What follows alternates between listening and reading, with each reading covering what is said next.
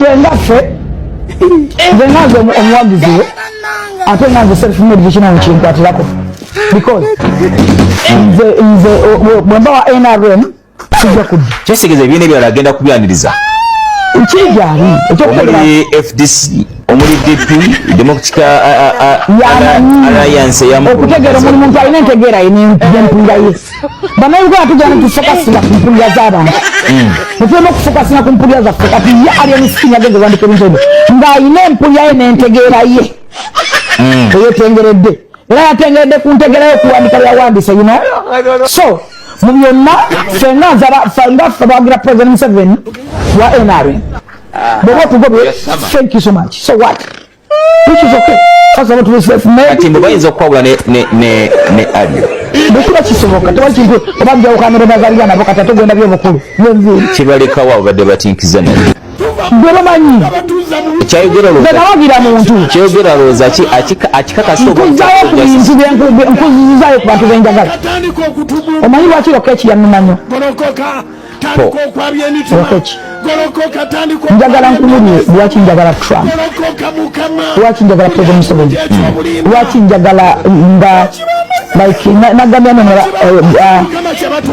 walidio Donald Trump onemu amagaddafi njagala nnyo omuntu eyekkiriza alina confidence oba kasente mwamu wakatunu njagala akaki ono Mr. Fango ani amowa abadde akolera ali omusikini mwamukootinga bubi ali omusikini mwakwata kaleene mujinyizamu ebyo bigambo by'omukyala Fulufiga yes abasinga obungi gwe tumanyi nga amanya g'amatuufu ye Jennifer Nakangubi naye nga abasinga obungi tumanyi nga Fulufiga ate era nga ye mama Fangoni kiki ekimwogeza ebigambo ebyo byonna lwabadde lunaku olweggulawo Alliance Ken ng'asinzidde ku kibanja kye ekya Facebook nateekako obubaka ng'agamba nti okuva ne leero takyayagala muwagizi wa NRM yenna ku kitebe era n'ategeeza nti omuntu yenna ng'oli wa NRM nga wamuwaako deposit oba wali obuukinze nti ajja kukolera campaign okalulu kamu genda onone ssente zo n'agamba nti ajja kuba ng'aweerukamingayo ba fans kukitegedde ekintu ekyo kasooke kutwaleyo tulaba akatambi kano ng'omwana mulenzi ono yasobodde okuba nga akasengeka mu mawulire ge tulinawo fantastic kakati ku mutimbagano gwa Facebook Alien Skin avuddeyo mu bigambo bye page ndowooza ine emitwalo 25 ndi sure ye agambye bwati nti okuva n'olunaku olwaleero dakika nga 11 emabega bw'oba omanyi nti nno owagira NRM toddamu okuzungira ku Fangoni Forest ekirala bw'oba omanyi nti owagira NRM nga omubuukinga okuperforminga ku political show yo gendo ono ne ssente zo okujjako ng'oli faani yegwe wekka ayanirizibwa ku Fangoni ne akina ndi politician gundi mu lulimi olufuutifuuti oba olulimi olunyanyimbe aba NRM babagobye mu Fangoni Forest ayogedde bw'atyo mu bigambo bye fantastic ndowooza nze mu ndowooza eyange nga gye nsobola okuba nga ntafutamu ndowooza ategeezezza nti ayinza okuba yabadde ategeeza nti bw'oba oli wa NRM osobola okugendayo nga faani naye togendayo nga politician bano abantu bano balina engeri gye bakolamu obuntu bwabwe nga poliisi we yatugamba mbu pulezidenti waffe ow'ekitiibwa His Excellency Robert Kyagulanyi Ssentamu nti ayina right eyimba nga musician naye erinnya ku stage nga musician naye talina right erinnya ku stage nga politician kati naye yagambe aweerukaminga bafaanizi kitegeeza ne woba wa NRM ng'oli faanizi naye ng'ogenzeeyo mu kiti nga faani naye singa munaabyobufuzi oba bituufu oba nedda yamanyi naye nga kyo kituufu byabadde ku Facebook page ye ku kibanja kye ekya Facebook we kyabadde so oba aliyo kulumya mitwe nga we yagamba nti yazaalibwa kubalumya mitwe awo tetumanyi so oyo Fulufiga ffenna tumanyi nti muna NRM kakongoliro ate nga era akugamba nti ye mama Fangoni era twamulaba wano mu bizibu biri ebyasooka yakiri mu makati waakyo ng'ali eno okulabika ddala ng'ebintu bitereera tetumanyi be bamanyi be bagenda okuba nga besotinga n'ebintu byabwe nga tukyali awo tukyazunga tukyatambula nga tugwa ku mukyala Vairota ayogerwako nga nnyonnyola wabula batugamba nti sitanti oba bituufu katuwulirize ebigambo bye bino simanyi agamba ye boyfriend we muzungu ate agamba abamu mpulira nti alina abaana 2 abamu bagamba kugambye tebitegerekeka n'emboozi yo yino buto me I was already sleeping came back then woke me up when I saw him I just told him you're welcome only and I slept. Now if I ask you like you when you're with the girl on bed what do you do? Then on Monday he took me up to Chireka town. He gave me 30,000 for transport only for transport. Yeah, on Christmas, like I didn't enjoy on Christmas how people enjoyed. I had fever and he told me you have a big breast, I don't know, it's like you're pregnant. Then even that time I realized I'm pregnant because I tried taking tea in the morning. I vomited. I called Viro himself. I told him like, I want to talk to you. He told me like, for what? What case? You're scaring me. Do you smoke shisha? Maybe I can take you out. You go and smoke shisha. I told him, I don't smoke. Yeah, I can take you to the spa. And I told him, no, me, I'm not. I just want to meet you and we talk. And he ended up the call. Then I texted him on WhatsApp, you're going to be a dad. Again, I texted like 5 messages. He didn't reply any. Then later again, he called me, I just get a board and come. No, he wanted to check up. He wanted to go, yeah. Even me, I not yet check up, but just the signs. We sat in the car, we talked. Then he asked me many questions. You know what? You could just tell me I've missed my period, not like I'm not feeling well, I have fever, what? Yeah, he's the only person since I left school. He's the only person. You know, boys nowadays, like, most of them, they don't want to use protection on ladies. I had a boyfriend, but my boyfriend is a white guy. He took me to the hospital. We tested, and they got it positive. They tried convincing me to remove the baby. Yeah, you have to do abortion. You know, I'm still young. You're also young. You can't manage to be a mom. Also me the same. I can't manage to be a dad. Doctor told him, man, just try to be a man. Don't cry. Don't be a lady. Yes, I was very ready and I never wanted to remove my baby. Hamza was there, Walugembe and him. Then me. We sat down. They tried talking to me. These people, they're only thinking about themselves, like Viro's name, my life, like they're not concerned about my life. What if I die? The guy begged me, Sharon, I'm going to do for you anything you want. I'll do for you. Trust me. Even though you remove the baby, you're going to be mine. We are going to stay. That day, he took me back home. He took me back up to Busavala. They called me, and I went to meet up with them. They tricked me. I was with Viro. He gave me the pills, abortion pills. They had their plan already, him and Walugembe. They told me, you know what? Take this. You're going to be safe with a baby because you're still young. So that will keep your baby safe. I didn't know. Yeah, I didn't know it's abortion pills. I started getting pain down. Yeah. Walugembe took me to the doctor. That doctor helped me. To recover. Because if it was not about that doctor, I was going to die. After 3 days, I went back. What? And Viro called me. You know what? I'm in UK. My mommy wants to come home. She wants to come and clean the house. Maybe if you can go back home. Then I was like, it's fine. I can go back. Kumbe, it was Viro who wanted to come in the house. To come back. I think he was tired of staying outside. After everything, Viota blocked me from his WhatsApp, even his TikTok. He blocked me from TikTok, from WhatsApp, from his calls, everywhere. I'm not going to school. I don't have where to stay. They chased me from home. I'm staying at my friend's place. I took him to police, and he stayed inside like for 4 hours to 5 hours. 6, they brought him outside to record his statement. Yeah, I went to him. He apologized. Forgive me. I know what. I'll never do it again. Starting from today, I'm going to unblock you. We are going to talk. We are going... Everything, anything you want, I'm going to do it for you. Please, just forgive me. I know my mistake. I did this and this. We made an agreement, me and Viro. The agreement, I didn't ask him for money in that agreement. There's nothing like money in our agreement.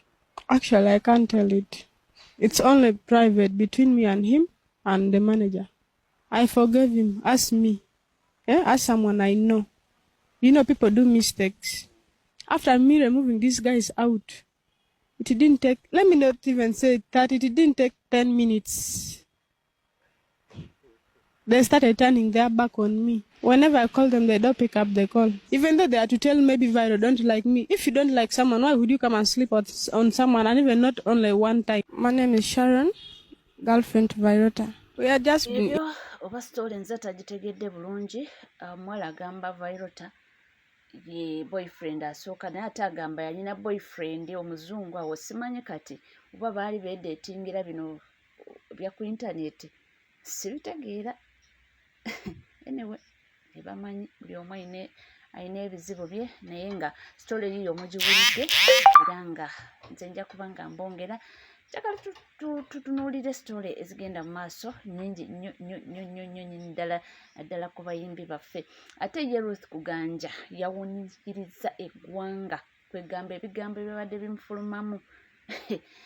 Owaayi saagala kujajinga bantu naye ebigambo bye yakozeseza bambi byadde si biwoomu. Ng'alinga mu butuufu alaga nti oli kale njogera gy'abadde ayogeramu ng'alagira ddala nti Dictator Amil alinga oba abadde abeesibako kwegamba teyamuwaddemuko yadde ka respect akalaga nti oba oli beeyagala ne sister we era balina n'abaana, anything can happen, bayinza okuddiŋŋana. Kulipu nja kubanga nkabawaawo mu maaso awo naye tutunuulire ensonga endala ezigenda mu maaso neno mu ggwanga. Tutunuulire ensonga z'eggwanga kati abaana beeyongedde okuba nga bakuba mpuuga left right center. Omwami atunyonyodde ekyabaddewo, mpuuga yabaddewa abantu balyoke bamukube egeno. Bibi Finito yabadde mu constituency ye, yabadde kulumbe mu constituency ye ng'agenza okuziikirako abataka. Finito ne bamuwa akazindaalo okwogera eri abakungubazi abadde bazze okuziika. Finito n'alyoka atandika ne yeetema amaganzi. Naye alina we yatuuse n'agamba nti nze nabalaga Kyagulanyi. Bannange Finito baamuvodde mu constituency ye mwennyini. Baamugambye nedda ssebo si ggwe wamutulaga. Bino bulijjo byayogera e Masaka mbu ye yatwalayo. Kati abantu bennyini ab'omu constituency ye baamulaze nti si ggwe wamutulaga. Anti ye Finito yeeyise TV. Alowooza ye TV ey'ensi kwe balabira. Buli agenda osituka bamulabira ku Finito. Nedda ssebo. Finito wagwa. Ago ge mazima. Ekizibu ekiri ku ggwe nti tonnaba kukkiriza nti wagwa. Ategedde. Kakati olinga omuntu agudde mu kiyanja mentaliyani. Ng'akwata eno n'akwata n'eno n'akwata n'eno. Naye n'amaliriza nga amazzi gamusi. Nze amagezi genkuwa. Toteekayo kigere kimu. Gwererayo ddala abantu bamanyi nti waggwerayo. Naye ebyo byonna by'oli mu kupalapalanya. Tate eno DA, tate eno allowance, tate nze sirina lutalo lwenwana ne gundi. Abantu balaba tewakyali bantu bakusirwaza. Abantu bafuuka bagezi nnyo. So nze nkuwabula nkugamba nti akasente ko k'okuŋŋaanyiriza ebbanga tuula okalye. Kubanga ekyo kikulaze ekyokuyiga.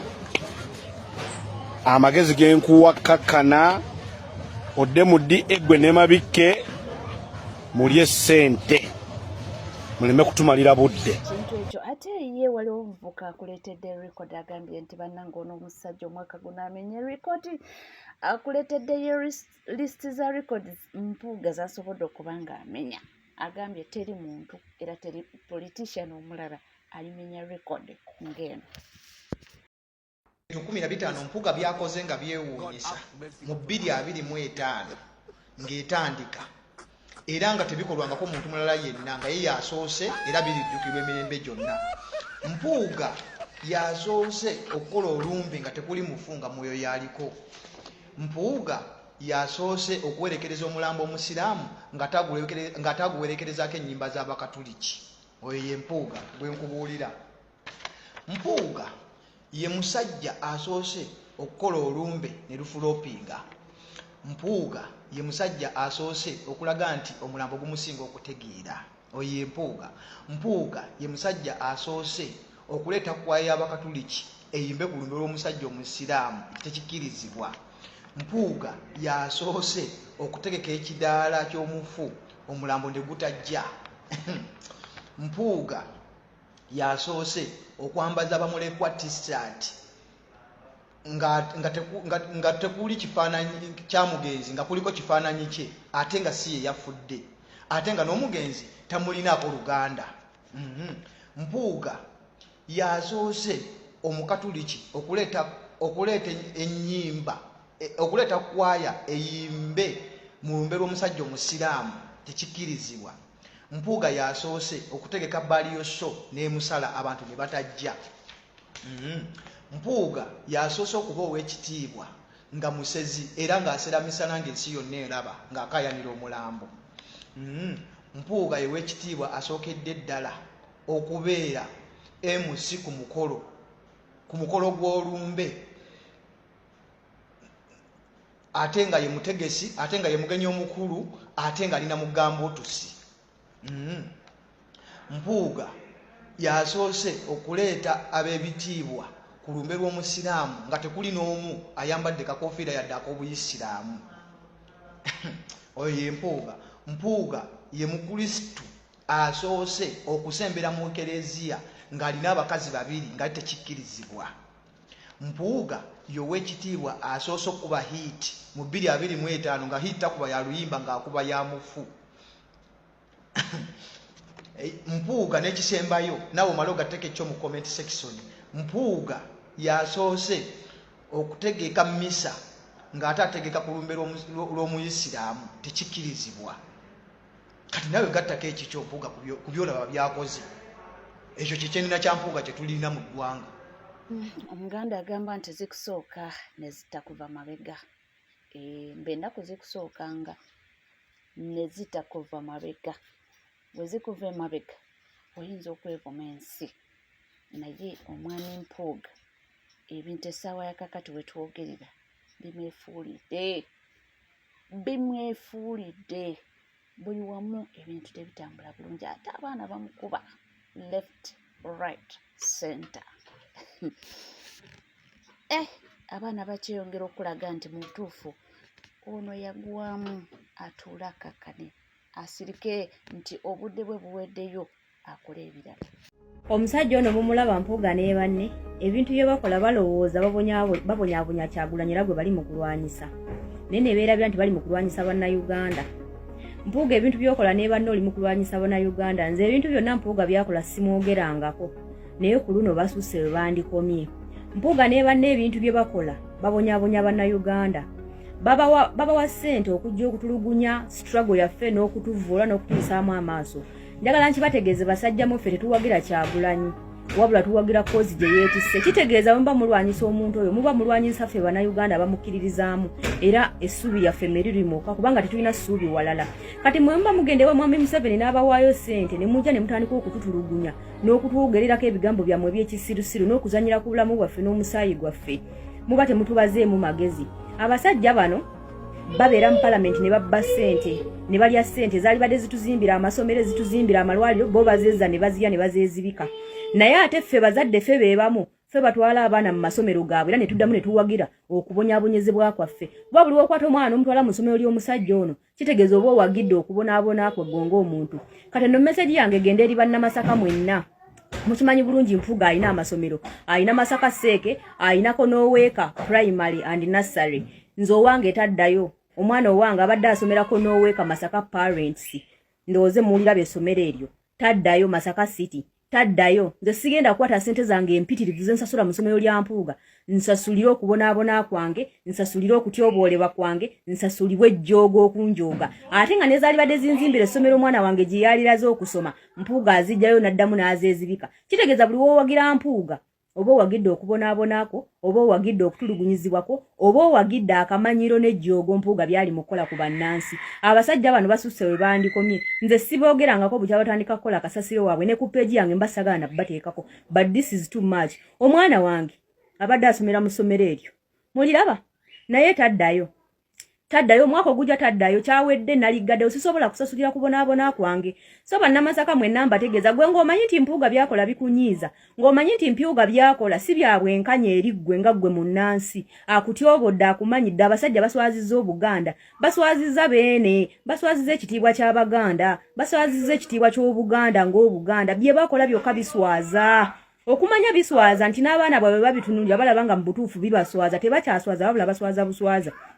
Okitegeera buli muzadde yenna ng'oli eyo ng'okyakwata omwana omutwala mu ssomero lya Mpuuga kitegeeza osasulibwa kubonaabonaako na kutulugunyizibwako kubanga Mpuuga yayimiridde mu kkubo ly'enkyukakyuka lyo kubanga Mpuuga yalidde ssente ezaalizimbye essomero omwana we gye yaliraze n'omudayivatinga n'omuteeka mu liri era n'otandika omumusasula naye ng'ezaalizimbye essomero gye wanditutte omwana we n'asomera bwereere ye yaziridde. Nazimbamu erirye gwe notandika omusasula omusimbi ogutokomoka omusimbi ogwo gwennyini ogutokomoka era jjajja ssente n'atandika okutulugunya n'okukola ki n'okuwagira abakutulugunya. Kati bannamasaka mwenna mbakoowoola ng'olina omwana mu masomero gano mujjeeyo tubaboole kubanga ffe tubawa amaanyi ffe tubawagira ffe bantu baabwe ffe be bayitamu okufuna ebyo bye beetaaga ffe muwendo gwe bawaayo eri Museveni okubawa omusimbi ogutokomoka.